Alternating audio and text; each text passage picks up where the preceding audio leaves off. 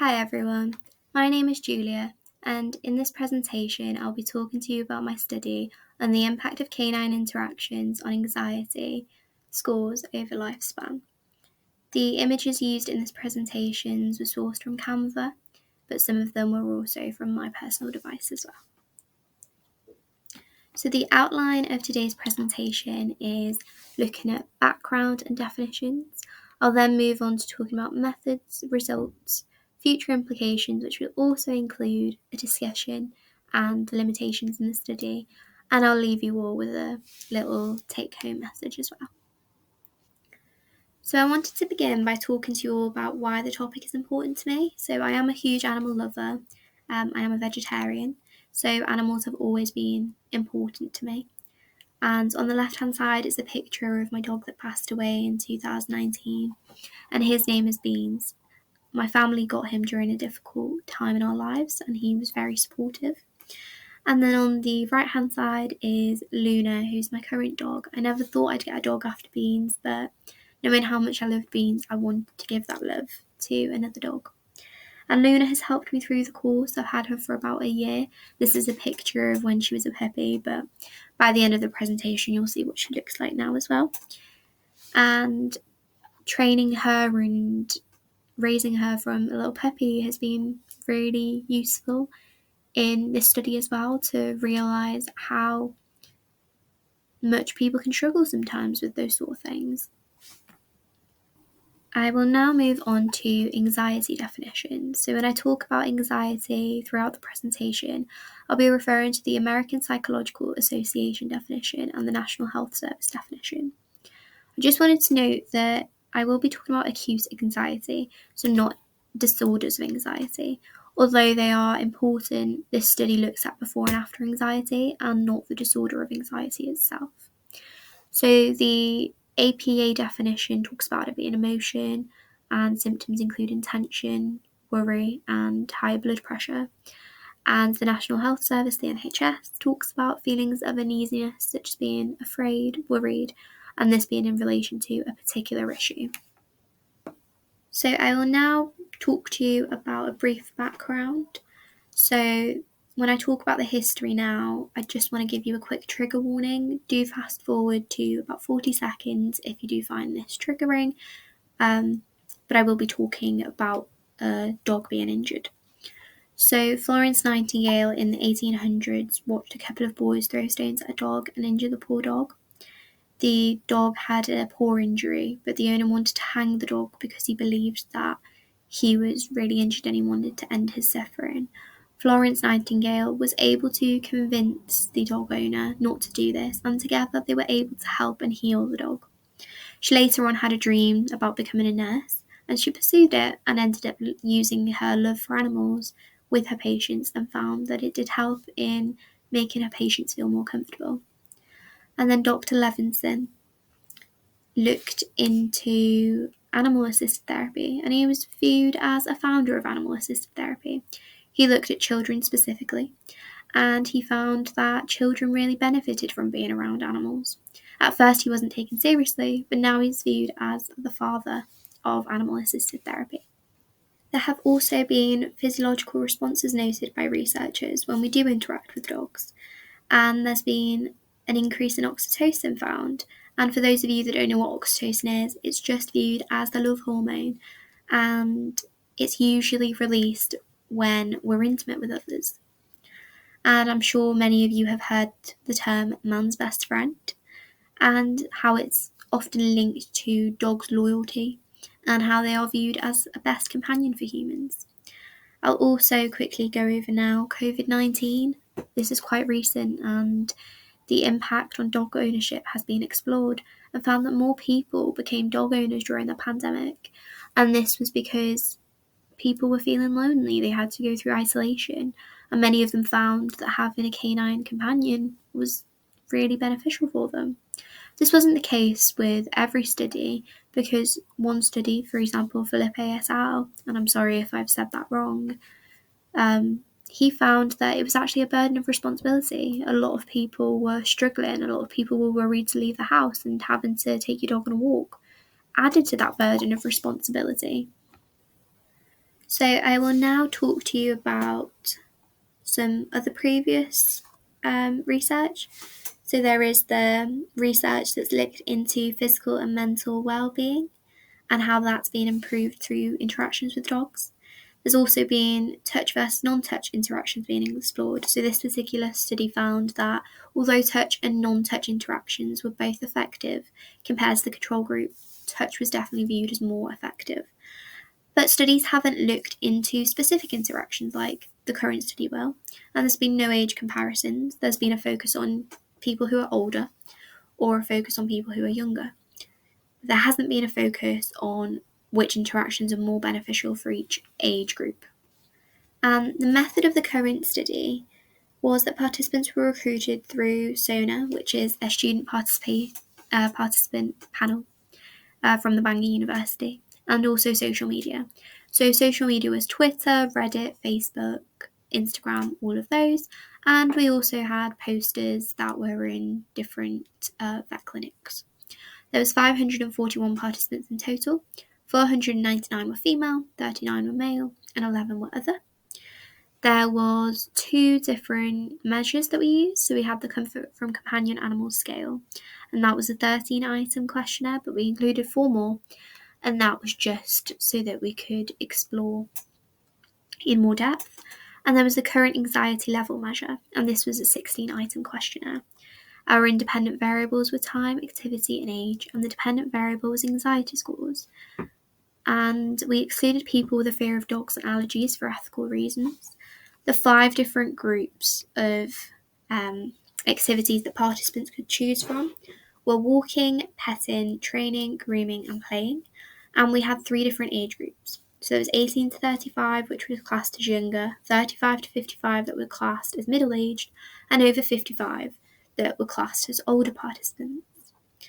And we used repeated measures ANOVA and t-tests to be able to analyse the data.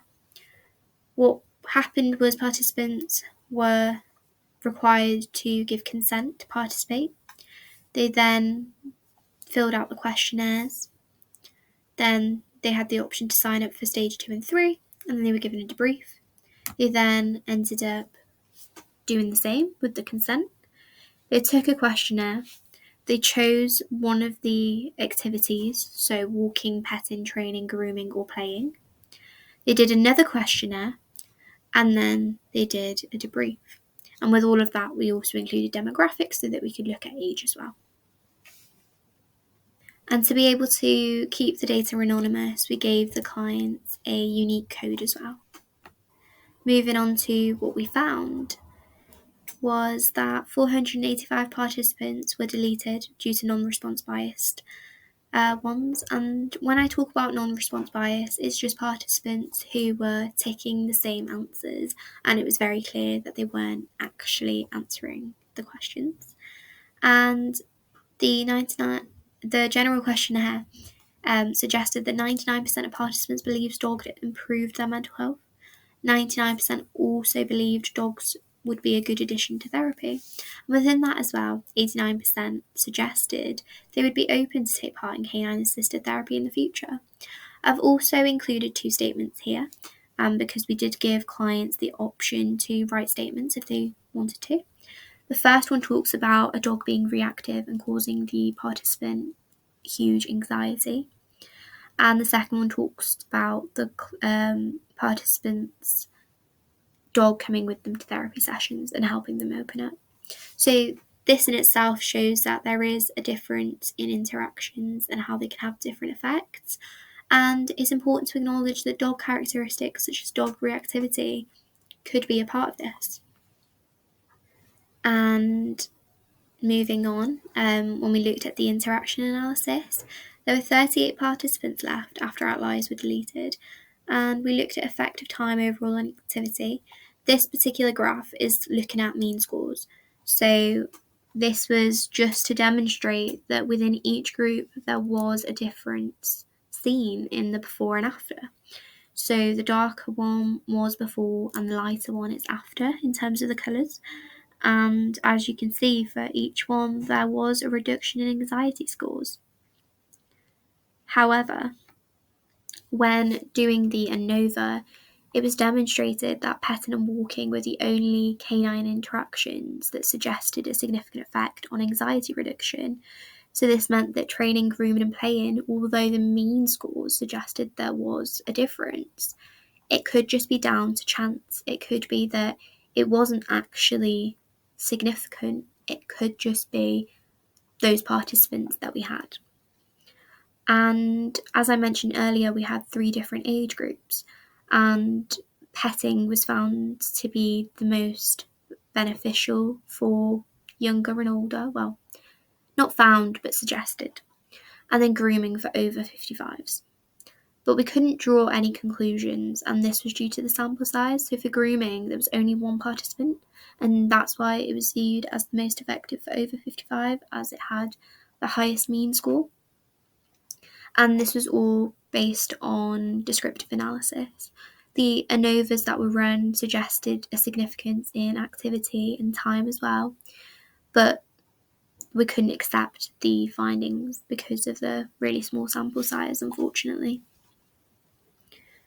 And then when looking at the future implications of the current study, there is the therapy aspect, that petting and walking could be used in clinical settings of therapy, where therapists could include therapy dogs into their sessions. Or there is also walk and talk therapy. There are practitioners trained in this, and potentially they could try and incorporate dogs into this. So when participants go on a walk with them, they'd also have a therapy dog assisting them. With that in mind, though, there is ethical considerations that should be considered. So, for example, consent forms and dealing with things like allergies and people fearing dogs. So this study specifically excluded those types of participants for ethical reasons. And if a therapist chose to include dogs into their therapy, it would be really important to do this in an ethical way. So, for example, getting the participants to sign a consent form, cleaning before and after the dog is there. And if you do have clients who have allergies, making sure that it is cleaned properly. Or if you're just a canine assisted therapy, rejecting people who do have allergies to keep them safe. And this is why something like consent forms would be really, really important. Future studies could use this study as a step to be able to complete further studies, for example, into the mechanisms behind the effectiveness. So at the beginning, I actually started talking about how there is the impact of oxytocin, and this is a physiological response. And actually, future studies could look into that further. So the definitions of anxiety include high blood pressure. So maybe looking into petting and walking specifically, and looking at whether it does reduce physical symptoms such as higher blood pressure, because we have only used self-report questionnaires. So it would be interesting to see whether what we believe is happening is actually happening inside our bodies. Furthermore, as well, longitudinal studies. So these are studies that look at effects over time. So that would be quite interesting to see, to be able to find out the duration of therapy.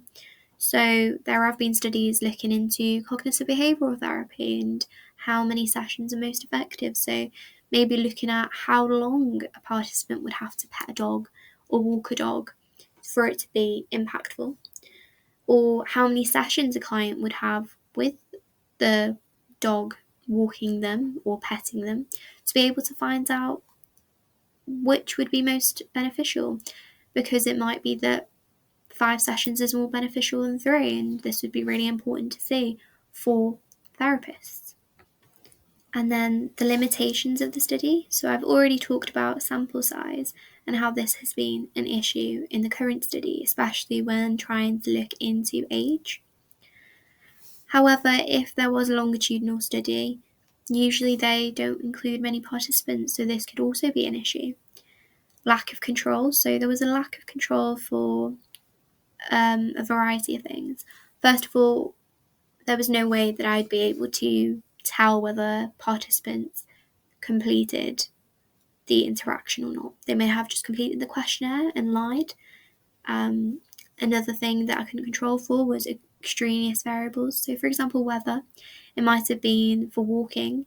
Certain participants walked their dog in the sunshine, while others walked their dogs in the rain, and that might have impacted how that walk went. Another thing that could be an extraneous variable is having a dog that's reactive to something on a walk when they usually might not be. However, even though this is a limitation, it's important to note that dog owners have to walk their dog in all sorts of conditions, and things do happen. So this actually makes the study more naturalistic in some ways. And we can't always control for those things because animals can be unpredictable. And this is something that would have to be taken into consideration, especially if incorporating dogs into a therapy room. Another factor to consider is volunteer bias. When we gave clients recruitment information, we often started off with saying, "Do you like dogs?" So participants that would have volunteered would be people who already believed that dogs had an impact or already liked dogs. Taking that into consideration, even though there could be that volunteer bias, as I mentioned earlier, if somebody had a fear of dogs, they wouldn't want to have canine assisted therapy. So actually having people that already liked dogs would benefit in some ways, because in the real world they wouldn't want to access animal assisted therapy and canine assisted therapy specifically. So finally, I just wanted to conclude that our study did only find that it was petting and walking that were the only significant interactions that had that impact on anxiety scores.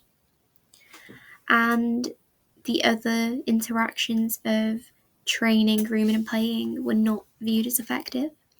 Age, although we explored it, there could be no conclusions drawn, and future researchers should delve into that further so that in future therapists would have a greater idea of which interactions would be more effective for different age groups.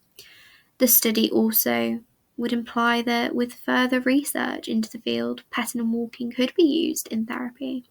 Ethics should also be considered. For example, what if a participant is allergic to dogs? How are you going to clean the room after? And also consent forms and the training that goes into it, and all of those different factors. I know I also talked about leaving you all with a picture of my dog now that she's older. So this is her now. She turned 1 a year ago. And I know myself that it has been a struggle at times, but I would want to train her as a therapy dog, and this was one of the most important factors for me when considering to take part in the study. So I wanted to thank you all, and if any of you have any questions, please just leave them down in the comments below. And once again, thank you so much for listening.